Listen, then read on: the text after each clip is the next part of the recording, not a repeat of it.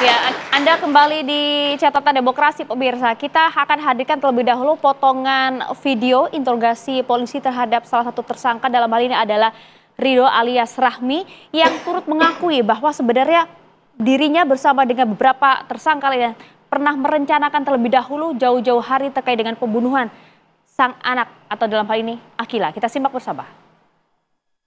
Kapan pembunuhan ini direncanakan?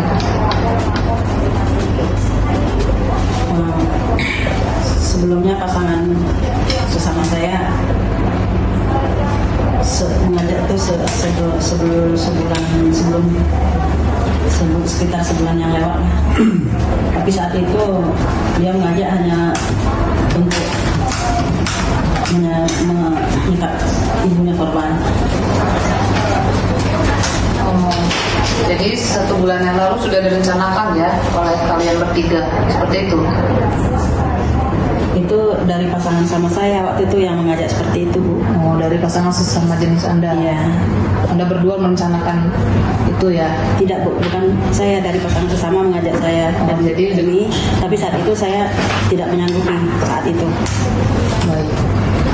Lalu apakah Anda tahu ancaman hukuman dari perbuatan Anda ini? Sebentar, itu target berubah dari ibu terus ke anak itu bagaimana ceritanya? Bagaimana ceritanya? Tadinya targetnya ibu kok tiba-tiba anak menjadi korban. Itu seperti apa? Waktu itu kan kami di rumah, di teras rumah depan. Pasangan sesama saya, si Ena, terus nyuruh manggil si Emi, kami bertiga duduk di situ. Kalau dari pasangan saya masih tetap yang ibu korban, tapi dijawab oleh yang saudari Emi, kalau ibunya korban tuh kegedean, susah, lagi hamil. Kalau anaknya aja gimana, katanya gitu. Dari Emi ngomong ke kami, terus kata enak ya, kata pasangan saya, dia bilang kalau anaknya ya udah nggak apa-apa, tapi jangan sampai mati anaknya ya, soalnya nanti mau saya bawa ke Jawa aja lah anaknya gitu, biar emaknya panik, biar dia nggak bisa semena-mena lagi sama kamu, kata pasangan saya ke saya. Gitu. Makanya bisa berubah ya? Ya, tapi dari awal niatannya itu ya pasangan saya cuma mengajak untuk mencuri. Lalu apakah Anda menyesal Saya sangat dengan menyesal. melakukan seperti ini? Saya sangat menyesal. Menyesal.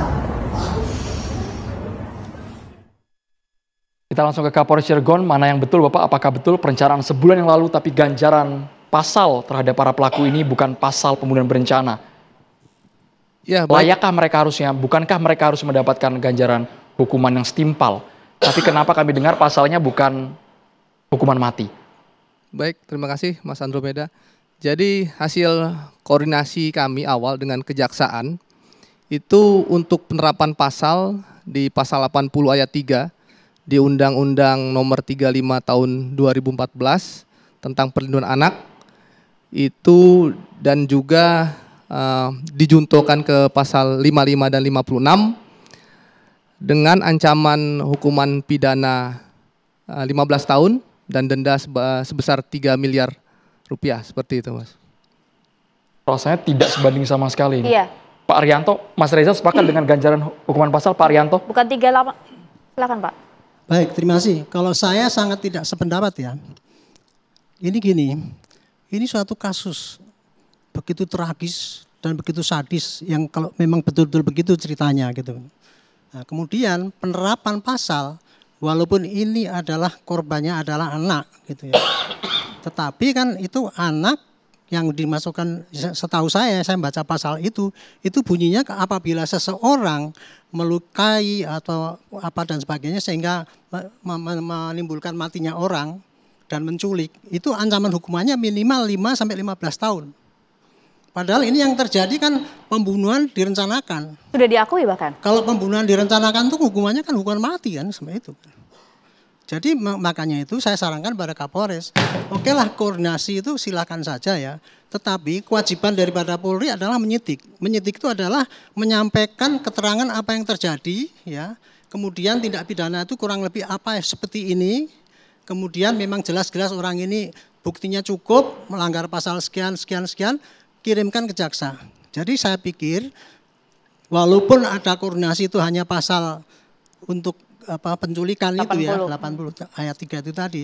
Saran saya semua hasil keterangan penyidikan itu secara lengkap detik demi detik dituangkan di dalam berkas disertai dengan bukti-bukti yang saintifik yang enggak terbantahkan nanti. Untuk pasalnya diperkirakan berlapis-lapis. Jadi mulai dari berat yang ringan sampai yang berat. Perkara nanti jaksa kemudian akan memilih untuk penuntutan, itu silakan saja karena kewenangan polisi itu tidak bisa menuntut kan. Jaksa itu adalah menuntut berdasarkan dari hasil yang ada gitu. Jadi saya kira itu yang harus dikerjakan oleh polisi saat ini ya. Karena pengalaman kasus-kasus yang dulu itu begitu kan. Ada presidennya ya? Iya, itu saya mempelajari daripada itu kalau kita cuma menurut gitu aja gitu ya. Kemudian kita yang dikuyo-kuyo sama rakyat bahwa kita itu, saya baca di dalam netizen itu ya. Gara-gara ada tadi bunyi bahwa ini kita sesuai dengan koordinasi hanya pakai pasal 80 ayat 3 tadi ya. Yang ancamannya 15 tahun karena itu lex spesialis gitu. Itu netizen apaan itu kayak gitu tuh di Pak Kapolri dimaki katanya itu orang perencanaan itu Pak gitu itu publik ingin keadilan publik aja kayak gitu. Singkat responnya Pak Kapolres, mungkinkah kemudian pasal yang akan dirubah? Ya baik Mbak, terima kasih. Jadi ini kan sudah koordinasi awal, nantinya kan masih berproses. Kemudian saran dari Pak Arianto Sutadi tadi untuk pastinya akan kita lapis dengan pasal 340 tentang perencanaan dengan hukuman penjara seumur hidup dan maksimal hukuman mati nantinya. Pastinya karena perintah dari Pak Kapolri dan Pak Kapolda sendiri ini akan kita kawal sampai dengan persidangan nanti.